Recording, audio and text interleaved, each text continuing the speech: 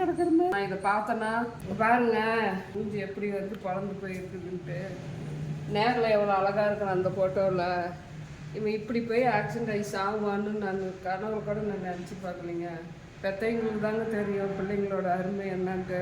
இப்போ தான் அவனுடைய அருமை இல்லாத போகவும் எனக்கு ரொம்ப மன வேதனையும் மன கஷ்டத்தையும் கொடுக்குது. நான் என்ன பண்ணுறதுன்னே எனக்கு ஒன்றும் புரியல.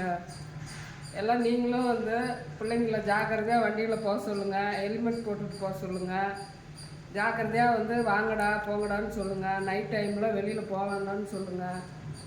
பசங்கள்லன்னா பெற்றவங்களுக்கு எவ்வளோ ஒரு மன கஷ்டமாக இருக்குதுன்னு சொல்லிட்டு நான் ரொம்ப இப்போ வருத்தப்பட்டு இருக்கிறேன். நான் எங்கள் பையனே 2 வருஷம் கழிச்சு இன்றைக்கி தான் காமிச்சான். நான் இதை பார்த்தேன்னா என்ன ஆகும்னே தெரியாமல் சூழ்நிலையில் நான் இருந்திருப்பேன். என்ன எனக்கு சுயநலம் இருக்குதா இல்லையானே எனக்கு தெரியாது போயிடும். அந்த மாதிரி ஒரு பைத்தியம் பிடிச்ச மாதிரி நான் இருக்கிறேன். நான் இன்றைக்கி அவன் மூஞ்ச பார்க்கவும் இப்படி நம்ம பையன் போய் இப்படி நாய் ரோட்டில் செத்து கிடக்கிற மாதிரி என் பையன் செத்து கிடந்துருக்குறான்.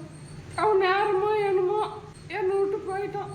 நீங்கள் உங்கள் பசங்களையாவது ஜாக்கிரதையாக பார்த்துக்குங்க. அவனை எவ்வளோ கஷ்டப்பட்டு வளர்த்தி படிக்க வச்சு ஆளாக்கி இவ்வளோ தூரம் வந்து இப்படி நம்மளை விட்டுட்டு இப்படி வந்து இறந்து போயிட்டானே. மண்டையே பொழந்துருச்சு. அவனுக்கு போஸ்ட்மார்ட்டம் பண்ணி கொடுக்கும்போது தான் நான் அவன் வந்து பார்த்தேன்.